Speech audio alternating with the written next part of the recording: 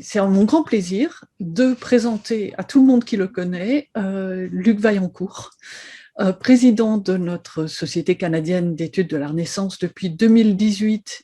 Il enseigne l'histoire littéraire et la rhétorique à l'Université du Québec à Chicoutimi et visiblement s'est inspiré des passions pour nos textes et nos époques parmi les étudiants, si j'en juge par la première communication. Ses travaux portent principalement sur l'épistolographie humaniste. Il a publié chez Champion une monographie sur la lettre familière au XVIe siècle. Il a contribué également à de nombreux collectifs, dont celui sur Élisène de Crène, l'écriture et ses doubles. Et il a dirigé le numéro 84 de la revue Tangence sur les postures et impostures de l'épistolographie humaniste en 2007. Plus récemment, il s'est intéressé aux rumeurs et propagandes au temps des Valois, et c'est devenu une parution chez Hermann en 2017, et aux voix autochtones dans les écrits de la Nouvelle-France, toujours une publication Hermann, cette fois en 2019.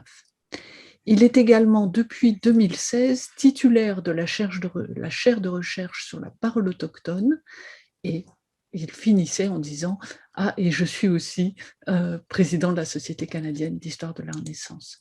Luc, nous sommes très heureux que tu sois là, que tu nous guides. Et donc, en anticolonialiste humaniste, sans ventriloquie, nous t'écoutons. Merci beaucoup, Hélène. Je suis ravi de me retrouver en si belle compagnie. Je ne sais pas si on me voit. Oui. Je ne me vois pas, moi. C'est un peu déroutant, mais ça va s'arranger sans doute. Figure de l'anticolonialisme humaniste et fait de ventriloquie, j'ai dû changer mon titre par rapport à ce qu'il y avait dans le programme. J'espère que vous avez remarqué. Permettez-moi d'abord, chers amis, quelques remarques préliminaires avant d'entrer dans le vif du sujet. On va y gagner au change. On va pouvoir aller plus vite par la suite. À l'origine, cette communication était destinée à être présentée au congrès de l'an dernier, en fait, 2020 de l'Université Western. Le choix du sujet avait été motivé par le thème général de l'événement. Je vous le rappelle, pour mémoire, ça ressemblait à ça. Attendez, prochaine diapositive. Bâtir des passerelles, combattre le colonialisme et le racisme anti-noir, qui nous invitait à réfléchir à ces enjeux brûlants d'actualité dans le contexte particulier de nos domaines de spécialisation.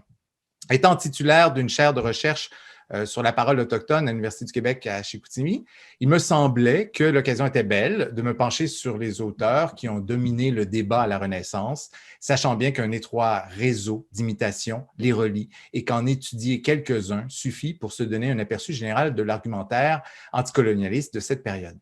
Et puis, la pandémie nous est tombée dessus, le colloque a été annulé et le thème général du tout premier congrès virtuel de l'histoire de la Fédération canadienne des sciences humaines concerne désormais, c'est la diapositive suivante, les relations nordiques. Alors, je suis dans le mauvais hémisphère pour l'essentiel de ma communication et je m'en excuse, mais j'ai quand même choisi de m'accrocher à mon idée de départ parce qu'elle devrait me permettre de remonter aux origines d'un aspect sur lequel je travaille depuis quelques années déjà et qui a trait à la scénographie du discours autochtone dans les écrits de la Nouvelle-France, c'est-à-dire le détournement de la parole sauvage à des fins propagandistes, qu'il s'agisse, comme chez Samuel de Champlain, d'inciter à la colonisation du territoire en prétendant que les Indiens l'appellent de leur vœu, ou comme chez Jean de Brébeuf, Paul le Jeune et Marie l'Incarnation, à la colonisation des âmes du fait de dispositions naturelles pour le christianisme. Bon.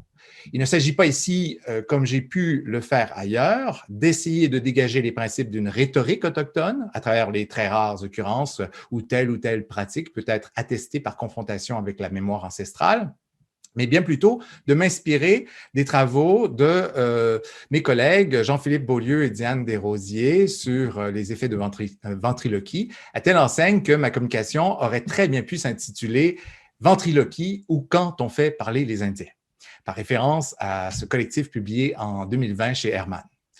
J'aurais pu tout aussi bien reprendre le concept de scénographie discursive, tel que défini par Dominique Maguenot et que j'ai déjà employé pour l'analyse de la correspondance de Marie de l'Incarnation, mais le procédé de ventriloquie convient parfaitement au corpus que j'entends étudier et comporte l'avantage d'être immédiatement intelligible, me permettant de faire l'économie d'un long exposé méthodologique.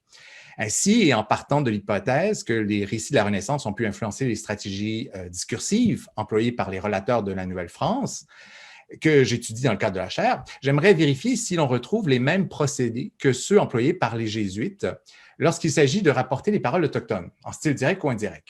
Et comme les contraintes du format de la communication m'obligent à restreindre le corpus, j'ai dû procéder à une sévère restriction de champ. Il y en aura d'autres, vous allez voir.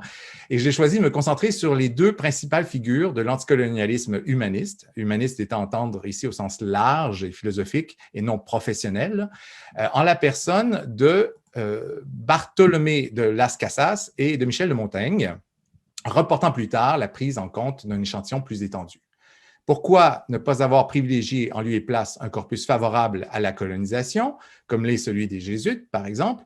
Eh bien, d'abord en raison du thème imposé par le colloque, mais aussi parce que je soupçonne que les effets de ventriloquie sont sensiblement les mêmes du fait de la forte émulation que j'évoquais plus tôt et qu'au demeurant, d'éventuels contrastes pourraient aussi s'avérer intéressants.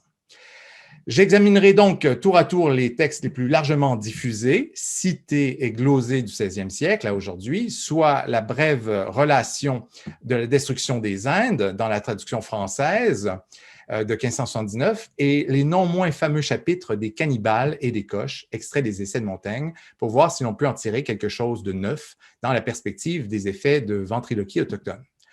On pourrait se demander à bon droit s'il reste un seul brin d'herbe à se mettre sous la dent dans ces pâturages. Cependant, il y a du profit, je crois, à aborder les auteurs qui n'ont pas besoin de présentation. On en profitera pour prendre quelques raccourcis en se bornant à une très brève analyse rhétorique des paroles autochtones rapportées. Publié d'abord en 1552, la Brevissima Relación de la Destrucción de las Indias de Las Casas paraît pour la première fois en français en 1579 sous le titre « Tyrannie et cruauté des Espagnols », perpétrée en les Indes occidentales, qu'on dit le Nouveau Monde, brièvement décrite en langue castillane. C'est Jacques de Migrode qui signe cette traduction publiée en vers chez François de Ravellingen et qui marque le début d'une carrière fulgurante pour l'œuvre, puisqu'elle profitera par la suite d'une 50aine de rééditions et traductions dans les principales langues européennes.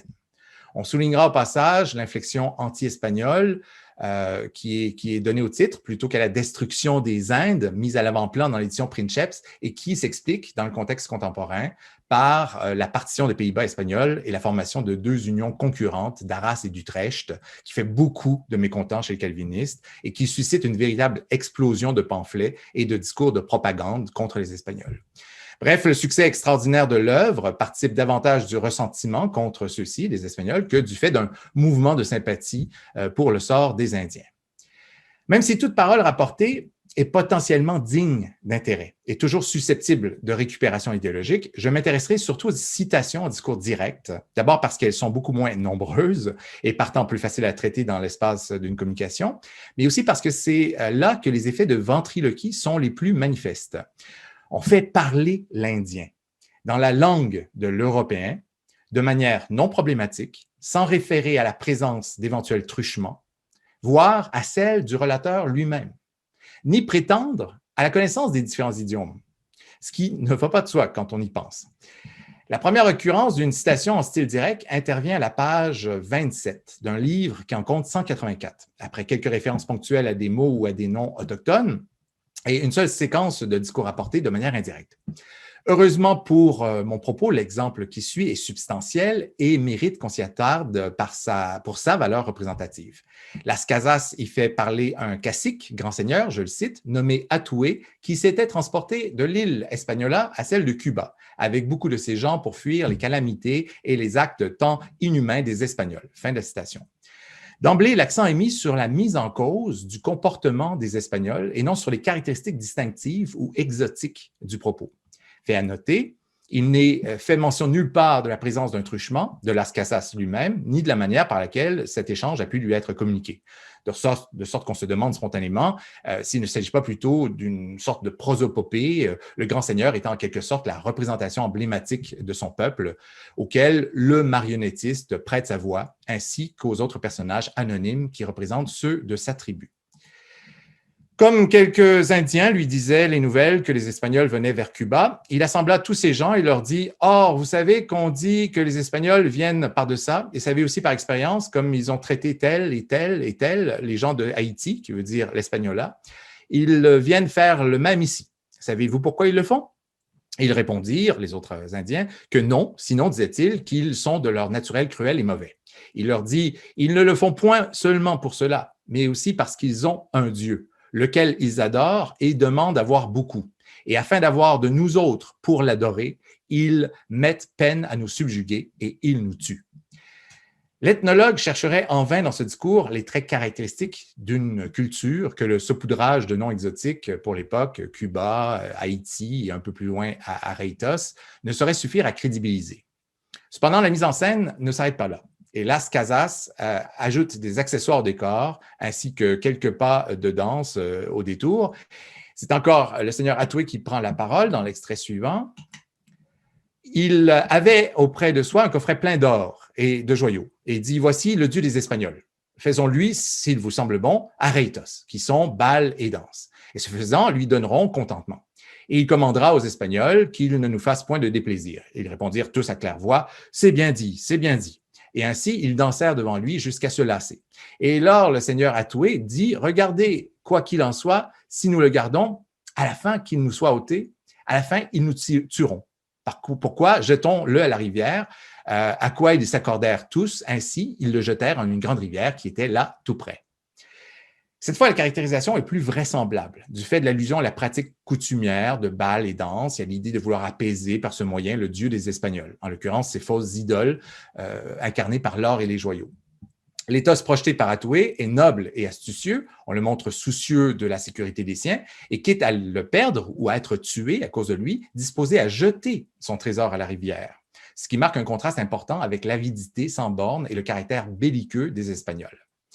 D'autres occurrences sont plus transparentes encore. Et il arrive souvent que l'on voit bouger les lèvres du ventriloque, comme lorsqu'il résume les propos d'une collectivité. Les Indiens de ces pays-là, par exemple, dans l'exemple qui va suivre, sans se soucier de préciser ni le lieu ni le temps, donnant à penser que les incidents rapportés plutôt se produisent suivant un scénario immuable. C'est la citation suivante. Les Indiens de ces pays-là ont accoutumé de dire si, quand on les travaille et mène par les montagnes chargées, ils viennent à tomber et à défaillir de faiblesse et peine, car à cette heure, on leur donne des coups de pied et de bâton et leur rompons les dents avec les pommeaux des épées afin qu'ils se lèvent et marchent avant, sans prendre haleine, avec ces paroles. « Oh, que tu es méchant !» Ils ont, dis-je, accoutumé de dire. « Je n'en puis plus, tuez-moi ici, je désire de mourir ici. » Et ils disent ceci avec grand soupir et à peine pouvant parler pour avoir le cœur serré, montrant grande angoisse et douleur. L'artifice est clair. C'est Las Casas qui les fait parler et qui se fait l'interprète de leur douleur, accentuant le pathos pour susciter la compassion et l'indignation du lectorat, à commencer par le roi d'Espagne, qui l'interpelle directement à plusieurs reprises dans le texte et qu'il sait contrarier par le comportement des conquistadores. On retrouve d'autres exemples de ce procédé ailleurs. Citation suivante. Oh, les mauvais hommes, oh, les cruels Espagnols, tuez-vous las iras. Ils appellent iras en ces pays-là les femmes, comme s'ils eussent voulu dire, tuer les femmes, ce sont actes d'hommes, abominables et cruels comme bêtes. Ou cette citation suivante, oh, les mauvais hommes, quel déplaisir vous avons fait, pourquoi vous nous tuez? Allez, vous irez à Mexico, où notre Seigneur, mon souverain, Montezuma, prendra vengeance de vous. Ces hommes sont réduits à l'esclavage, battus, tués. Mais la représentation collective, anonyme, désindividualisée, correspond moins à l'expression d'une solidarité face au sort tragique des Indiens et d'un parti pris contre l'entreprise coloniale qu'à l'intention déclarée, finalement, d'établir l'acte d'accusation de leurs persécuteurs, rivaux dans l'entreprise de conquête, les uns ambitionnant de s'approprier le territoire et les autres les âmes. Car les Indiens aiment et désirent porter le nom de chrétiens et demandent incontinent qu'on leur donne aussi devant qu'ils sachent rien pour pouvoir être baptisés. C'est, ce me semble, l'origine d'un lieu commun qui sera exploité pendant des siècles par les relateurs missionnaires. Si la défense des Autochtones par Las Casas peut sembler motivée par des velléités de conquête spirituelle, mettant en cause son anticolonialisme présumé, il en va tout autrement chez Montaigne, dont la critique de l'entreprise coloniale repose sur la mise en cause même de sa légitimité. On a pratiquement tout dit à propos du relativisme culturel des essais, des cannibales et des coches, qui comptent parmi les chapitres les plus glosés de l'histoire littéraire. Aussi, je n'ai pas l'ambition de vous apprendre quelque chose de neuf à ce propos, Mais je voudrais examiner quel usage Montaigne fait des paroles autochtones, sachant bien qu'il n'a jamais mis le pied, bien sûr, en Amérique. Alors, comment peut-il prétendre rapporter les propos des Indiens de manière directe? La première manifestation de ventriloquie autochtone intervient dans l'essai des cannibales. Montaigne y décrit le sort réservé aux prisonniers Tupinamba dans les guerres que ces Indiens se livrent entre eux et la posture de défi que prennent les captifs à la veille d'être mangés, comme pour figurer une extrême vengeance. Ce sont les mots de Montaigne. Tout l'argumentaire est construit autour d'une citation en style direct, certes, mais qui provient d'une chanson indigène que Montaigne a puisée, sans préciser la source, ça lui arrive quelquefois, dans les singularités de la France antarctique par Antoine Thévet, en français et non dans la langue toupie, bien entendu. Nous voilà donc confrontés à une citation de seconde, voire de troisième main, qui consiste en une traduction et dont on ne connaît pas la source en plus. Thévet la rapporte en passant et en offre seulement un extrait qu'aucune marque typographique ne permet de distinguer du reste du texte, comme chez Montaigne d'ailleurs. L'essayiste en fait, quant à lui, le pivot argumentatif d'un exemplum qui illustre la lucidité et le courage exceptionnel de ces guerriers. J'ai une chanson faite par un prisonnier où il y a ce trait. Qu'ils viennent hardiment, très tout, et s'assemblent pour dîner de lui, car ils mangeront quand et quand leurs pères et leurs aïeux, qui ont servi d'aliments et de nourriture. Alors, ce sont les prisonniers qui sont sur le point d'être mangés, ils le savent très bien, et ils sont en train de braver leurs capteurs, ceux qui les ont mis à mal et qui ont fait prisonniers, oui. Oui, merci. Et donc, il les invective et leur dit, mais en nous mangeant, vous réalisez que vous allez manger vos propres aïeux, vos propres pères, vos propres ancêtres. Alors, leurs aïeux qui ont servi d'aliments et de nourriture à son corps. Ces muscles, dit-il, cette chair et cette veine, ces veines, ce sont les vôtres, pauvres folles que vous êtes. Vous ne reconnaissez pas que la substance des membres de vos ancêtres s'y tient encore? Savourez-les bien, vous y trouverez le goût de votre propre chair. Invention qui ne sent aucunement la barbarie. Plutôt que de s'émouvoir de l'horreur des pratiques cannibales, Montaigne est enthousiasmé par l'inventivité du mot d'esprit, qui atteste d'un degré de civilisation certain, du fait du recours à une forme poétique, d'abord la chanson, laquelle est une manifestation culturelle, on s'entend, et par la démonstration d'une constance morale d'exception. Certes, on est loin de l'instance énonciative première et une chanson n'est pas tant l'expression d'un individu que d'une collectivité, mais rien n'interdit au ventriloque de faire chanter sa marionnette. Et ces paroles seront reçues par le public comme émanant d'elle, même si à l'évidence, elles proviennent de quelqu'un d'autre ou peuvent relever de la pure invention. Quoi qu'il en soit, le procédé permet d'incarner et d'amplifier la parole collective en lui donnant un caractère plus prégnant que dans le style indirect. Et afin de dissiper tout doute quant au courage de ces hommes, en l'imputant par exemple à une coutume qu'ils suivraient servilement sans mesurer véritablement la gravité des circonstances, Montaigne introduit un autre exemple, comme pour confirmer leur mérite. Outre celui que je viens de réciter, de l'une de leurs chansons guerrières, j'en ai une autre, amoureuse, qui commence en ce sens. « Couleuvre, arrête-toi, couleuvre, afin que ma sœur tire sur le patron de ta peinture la façon et l'ouvrage d'un riche cordon que je puisse donner à mamie. Ainsi soit en tout temps ta beauté et ta disposition préférée à tous les autres serpents. » Ce premier couplet, c'est le refrain de la chanson. Or, j'ai assez de commerce avec la poésie pour juger ceci que non seulement il n'y a rien de barbarie en cette imagination, mais qu'elle est tout à fait anacréontique. Leur langage, au demeurant, c'est un doux langage qui a le son agréable, retirant aux terminaisons grecques. On en déduit que les sauvages pratiquent plusieurs formes poétiques, chansons guerrières et amoureuses, appréhendées ici, il est vrai, en fonction de catégories européennes, d'accord, mais qu'ils maîtrisent certains procédés littéraires. Il y a de nombreuses figures de construction, recours au couplet, à un refrain, ainsi que l'artisanat aussi, puisqu'il est question de fabriquer un cordon à la semblance d'une couleuvre. Reconnaissons donc avec Montaigne qu'une nation capable d'un tel degré d'expression artistique ne saurait être aussi sauvage qu'on le prétend. Et Montaigne d'ajouter « Tout cela ne va pas trop mal, mais quoi? Il ne porte point de haut de choses. » Je sens qu'on pourrait me reprocher d'étirer le concept de citation en style direct et objecter que ce ne sont pas stricto sensu des propos rapportés, au sens où ces paroles ne peuvent être attribuées à un individu en particulier. J'en conviens volontiers, et pour me dédouaner, il ne me reste plus qu'à me rabattre sur la seule véritable occurrence de cette catégorie, citation vraiment en style direct, qui intervient cette fois dans l'essai des Coches, alors que Montaigne entreprend d'illustrer le courage exemplaire du roi de Mexico, torturé puis condamné au bûcher par les conquistadores, à qui il refuse de dévoiler l'emplacement de son or. La scène implique un autre seigneur, compagnon d'infortune du roi, qui se tourne vers lui, alors que les brasiers ardents les consument l'un et l'autre, comme pour lui demander grâce de ne pas mieux supporter son agonie. Le roi, plantant fièrement et rigoureusement les yeux sur lui, pour reproche de sa lâcheté et pusillanimité, lui dit seulement ces mots, d'une voix rude et ferme, « Et moi, suis-je dans un bain?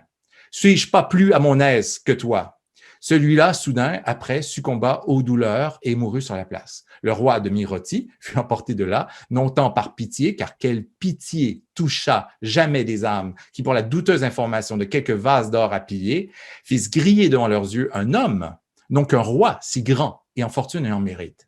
Mais ce fut que sa constance rendait de plus en plus honteuse leur cruauté. Cette fois, pas de doute, il s'agit bien de paroles rapportées en style direct. Certes, on ne précise pas qui a entendu, caractérisé, qualifié d'une voix rude et ferme, dit le texte, traduit et relayé ces mots, mais on peut bien admettre qu'une telle situation ait pu se produire. L'énonciateur n'est pas banal, il s'agit quand même du roi de Mexico, et l'axio héroïque que lui attribue Montaigne frappe l'imagination en même temps que le pathos suscite l'admiration et ou l'indignation. Cependant, comme pour les extraits de chansons évoqués plus tôt, la citation n'a de sens que dans le contexte argumentatif où elle s'insère, non seulement pour illustrer les mérites exemplaires de cet homme, emblématique de toute une nation, de par son titre royal, mais pour les opposer aussi par sa dramatisation, par sa mise en scène à la sauvagerie morale des conquérants. Quelle pitié toucha jamais ces âmes. J'en arrive à la fin. En rétrospective, on peut citer quelqu'un pour plusieurs raisons. Comme source d'une information, en guise de témoignage, pour donner à connaître son caractère, pour souligner des paroles dignes de mémoire, ou en tant que figure d'autorité. Mais pour Montaigne, ventriloque, il s'agit surtout d'amplifier la charge persuasive de l'argumentaire par l'incarnation des vertus morales de ce peuple autochtone qui, manifestement, n'a rien à envier à ceux de l'Ancien Monde. Ce n'est pas comme chez Las Casas, un réquisitoire expressément dirigé contre les Espagnols, c'est déjà, bien avant Rousseau, le procès de la civilisation qui s'engage. L'analyse rhétorique aura permis d'interroger les motivations de ces deux figures majeures de l'anticolonialisme humaniste dans le contexte de ce qu'il est désormais convenu d'appeler la première mondialisation, non pas économique, celle-là, mais culturelle et caractérisée par la mobilité des textes, des pratiques artistiques, religieuses, politiques, le métissage des imaginaires et des représentations, et où, on a pu le constater ici, la traduction est appelée à jouer un rôle déterminant. Pour autant, faut-il douter de la bonne foi du procédé et déconseiller toute parole autochtone rapportée comme étant chaque fois une entreprise de mystification? Certes non, car il peut y avoir un fond d'authenticité dans toute représentation. Mais il arrive assez rarement que la marionnette parle de sa propre voix. C'est pourquoi il convient d'observer attentivement le ventriloque et d'essayer de lire sur ses lèvres pour voir si telle ou telle phrase entendue ne devrait pas plutôt lui être attribuée. Merci. Merci, cher Luc, de cette lecture. Et merci d'avoir fait le tireur de marionnettes aussi si bien avec ces diapositives et ces textes, dont la mise en regard et la comparaison avec la ventriloquie rhétorique pour les femmes, mais aussi, je dirais, pour d'autres figures, est absolument fascinante.